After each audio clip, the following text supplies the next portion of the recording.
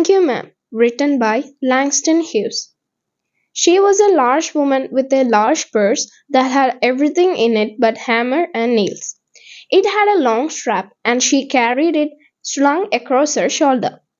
It was about 11 o'clock at night, and she was walking alone when a boy ran up behind her and tried to snatch her purse. The strap broke with a single tug the boy gave it from behind, but the boy's weight and the weight of the purse combined caused him to lose his balance. So, instead of taking a full blast, as he had hoped, the boy fell on his back on the sidewalk and his legs flew up. The large woman simply turned around and kicked him right square in his blue jean sitter. Then she reached down, picked the boy up by his shirt front, and shook him until his teeth rattled. After that, woman said, "Pick up my pocketbook, boy, and give it here." She still held him, but she bent down enough to permit him to stoop and pick up her purse. Then she said, "Now ain't you ashamed of yourself?" Firmly gripped by his shirt front, the boy said, "Yes, ma'am." The woman said, "What did you want to do it for?" The boy said, "I didn't aim to." She said, "You a lie." By that time, two or three people passed, stopped, and turned to look, and some stood watching. "If I turn you loose, will you run?" asked the woman. "Yes, ma'am," said the boy. "Then I won't turn you loose," said the woman. She did not release him. "I am very sorry, lady, I am sorry," whispered the boy. "Hum, and your face is dirty. I got a great mind to wash your face for you." "Ain't you got nobody home to tell you to wash your face?" "No, ma'am," said the boy. "Then it will get washed this evening," said the large woman, starting up the street, dragging the frightened boy behind her. He looked as if he were 14 or 15, frail and willow-wild, in tennis shoes and blue jeans. The woman said, "You ought to be my son. I would teach you right from wrong. Least I can do right now is to wash your face. Are you hungry?" "No, ma'am," said the being dragged boy. "I just want you to turn me loose." "Was I bothering you when I turned that corner?" asked the woman. "No, ma'am." "But you put yourself in contact with me," said the woman. "If you think that contact is not going to last a while, you got another thought coming. When I get through with you, sir, you are going to remember Mrs. Luella Bates Washington Jones." Sweat popped out on the boy's face, and he began to struggle. Mrs. Jones stopped, jogged him around in front of her, put a half Nelson about his neck, and continued to drag him up the street. When she got to her door, she dragged the boy inside, down a hall, and into a large kitchenette furnished room at the rear of the house. She switched on the light and left the door open. The boy could hear other roomers laughing and talking in the large house. Some of their doors were open too, so he knew he and the woman were not alone. The woman still had him by the neck in the middle of her room. She said, "What is your name?" "Roger," answered the boy. "Then, Roger, you go to that sink and wash your face," said the woman. Whereupon she turned him loose at last. Roger looked at the door, looked at the woman, looked at the door, and went to the sink. "Let the water run until it gets warm," she said. "Here is a clean towel." "You gonna take me to jail?" asked the boy, bending over the sink.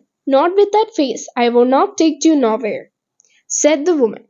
"Here I am trying to get home to cook me a bite to eat, and you snatch my pocketbook.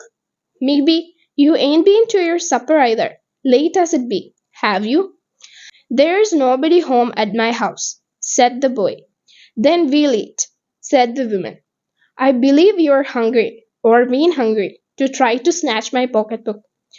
"I wanted a pair of blue suede shoes," said the boy.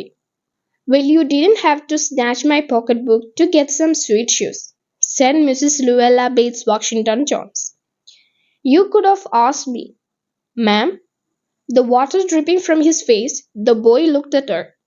There was a long pause, a very long pause, after he had dried his face and not knowing what else to do, tried it again. The boy turned around, wondering what next. The door was open.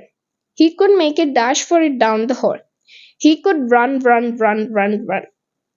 The woman was sitting on the daybed. After a while, she said, I were young once, and I wanted things I could not get. There was another long pause. The boy's mouth opened. Then he frowned, but not knowing he frowned.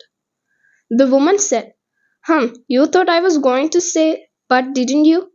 You thought I was going to say, but I didn't snatch people's pocketbooks. Well, I was going to say that. Pause. Silence.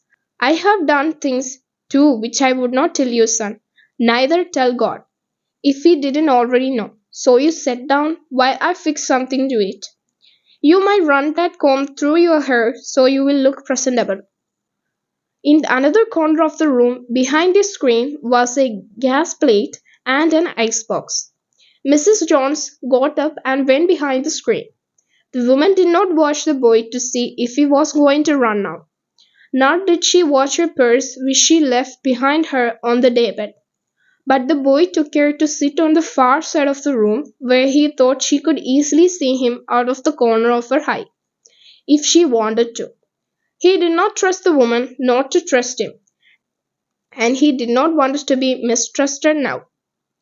Do you need somebody to go to the store? Asked the boy. Maybe to get some milk or something?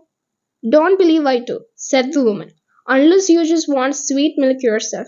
I was going to make cocoa out of this canned milk I got here. That will be fine, said the boy.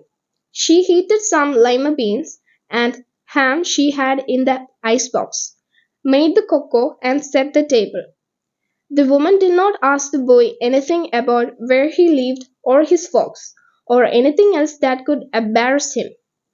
Instead, as they ate, she told him about her job in a hotel beauty shop that stayed open late, what the work was like, and how all kinds of women came in and out, blondes, redheads, and Spanish. Then she cut him a half over 10-cent cake. Eat some more, son, she said. When they finished eating, she got up and said, Now here, take this $10 and buy yourself some blue suede shoes. And next time, do not make the mistake of latching onto my pocketbook, nor nobody else. Because shoes come by devilish, like what will burn your feet.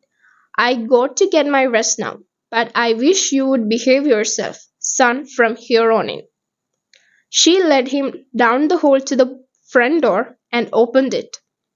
Good night. Behave yourself, boy, she said, looking out into the street. The boy wanted to say something else other than thank you, ma'am, to Mrs. Luella Bates Washington Jones, but he couldn't do so as he turned at the barren stoop and looked back at the large woman in the door. He barely managed to say thank you before she shut the door, and he never saw her again.